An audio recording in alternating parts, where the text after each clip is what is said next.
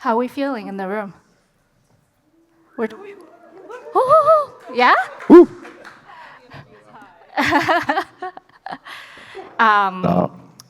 So we're hopefully a really fun panel. We're talking about actually the last panel sort of almost gave us a prelude. We're talking about social experiments, making Web3 fun with consumer apps and NFTs and all that. So I'm Nicole. I'm on the product marketing team here for MetaMask Developer, and I want to start with a round of intros from our panelists. Just a quick, where are you based, fun fact, and what your project does, or anything else. We'll kind of start rolling there. Why don't we start with Kuba? Thank you, Nicole. Kuba here. I lead strategy for Phosphor. This is the NFT unit for Consensus, based out of New York, spending my on-chain summer in Europe. I work for Phosphor, which is the self-serve toolkit for creators to illuminate their relationships with their audiences and communities. Think no-code tools for bonding with your people without them making big payments or spending money, but finding a new way to connect with you.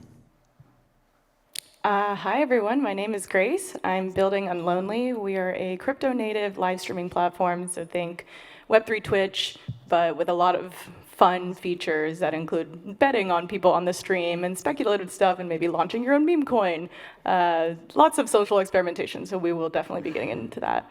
I am currently not based anywhere. I'm homeless by choice, so I gave up my lease at the end of last year and have just been bouncing around California, New York, South Africa, Greece, London, south of France.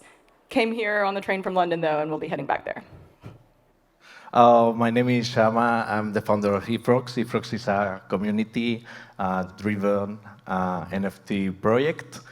We started just NFTs, and now we are much bigger. We are built on Linea, and it's a big success. And this week, we are meeting lots of people from Linea, Consensus, so it's a very nice bonding experience, and we have community members here from our NFT collection. So thank you for having me here today.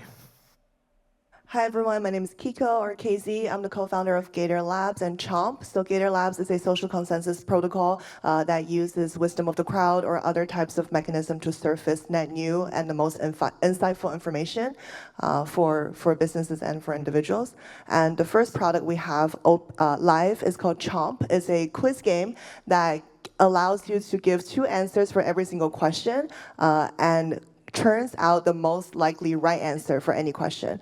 We've been live for a month now. We've had over 70,000 questions chomped already. If you want to find me afterwards, I have cool merch for you. How so? I'm gonna start with Grace and Kiko here. Your apps are direct to users. A lot of fun things are happening over there, I know. What fun experiments are you currently running, or have you run in the past, and how do you keep users engaged on your platform? Yeah, so actually just yesterday, we did a little bit of a guerrilla marketing experiment. We rented a moving truck and parked it in front of the main ETHCC venue, and then just ran like an 8-hour straight live stream where it was kind of an anti-conference programming. So we had people jumping in and out of the van. We interviewed them. We had conversations. We partnered with Xerion. So they also do this live stream bit called Chain Stalkers, where they use their wallet to stalk your on-chain behavior and stuff that you have in your wallet. So, Ouija, Seraphim, some fun, personality-filled folks there. And I think it was fun to have that like IRL activation, because we haven't done so much of that since we are a live streaming platform. But I think people at conferences especially have so much fatigue around maybe the same sorts of formatted events. And so just having like random people run up to a truck and then cameo on a live stream and have like 3,000 people watching concurrently was pretty cool to see that. And what were they doing in the truck? Sorry? What was the main activation for the people? We were live streaming the truck for 8 hours straight. And so we just planned like kind of fun programming throughout all of it. And then also people walked up to the truck and maybe got featured, got interviewed, and that sort of thing. Yeah. Cool. So here's a question for you all. Do you think SBF was a positive influence in crypto overall? Raise your hand if you think yes. Do you guys know who SBF is? Okay, so you don't think so. So Chomp is a content platform with a lot of questions, and one of the questions that we asked is literally, is SBF a positive influence in crypto? And everyone answers their best answer, which is yes or no, and they also make a social prediction of like what everyone else might think. And putting that through our algorithm, the most likely right answer is actually yes. He is positive for crypto as a whole. And if you think about it, he's made crypto famous, right? He has put a lot of celebrities on TV, related them to crypto, and it became like the news item everyone's talking about. So something that we try to do with our content is we try to make it a little bit more stimulating, disruptive, and use our content to run social experiments. So every single question is a social experiment. And the second one that we're doing is, do you guys know Bonk? Okay. So meme coin, you know.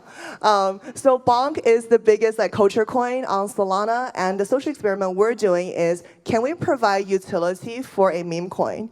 So we got a 10 billion Bonk grant from Bonk DAO, and we pretty much use Bonk as our in-game token. So the game is free to play, but you have to burn a little bit Bonk to reveal an answer of a question, and you can earn up to 2x the cost that you burned if you get the question correctly. And what we're seeing is, we're using it to help Bonk redistribute Bonk, right, to different users. But our ulterior motive is to use someone else's token to test our own token mechanism. And we have so far burned over 16 million Bonk for Bonk, and we've distributed just over 50 million Bonk, which means if this is our own token, it's deflationary. So that's pretty cool. That's the experiment that we're running with all of the players, but also for ourselves. Amazing. I think I tuned into Grace's live stream yesterday about how basically crypto is run by Asian women.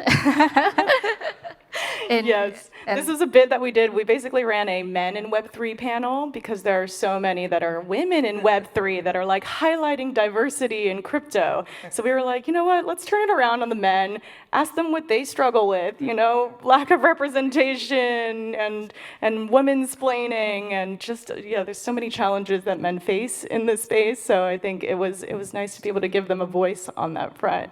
And just a little bit, I think Casey was mentioning like meme coins and things like that. The other big social experiment that I think we're usually known for is this dating show called Love on Leverage. And we're now currently in season 3 of it. And it's effectively like a live virtual dating show that I blind matchmake people on dates. They're conducted live, and then the viewers come and they can speculate and bet on the outcome of the date. So our season 1 was literally just like, you bet yes or no. Do you think there's enough chemistry on this date that the girl will say yes to a second date? And people could buy that. Those were on bonding curves. The second season, we launched a vibes token that was a native unlonely token, just an ERC20 on a bonding curve. And then people could pump or dump the vibes token in order to either kick people off the date and cycle in a new contestant or send them on an in real life date. And this third season, we're doing a challengers episode. So we've launched this feature called Versus Tokens, and we basically have competing tokens. And whoever has the higher price at a given moment in time gets to speak on the date the other guy is muted. So people, depending if they think like something's super boring, they're like, let's flip the tokens. This is super boring. Pump the other guy back up, and vice versa. Can you insider trade? There have been some controversies surrounding actually called insider dating. But for the most part, I think we've managed to avoid that. Yeah.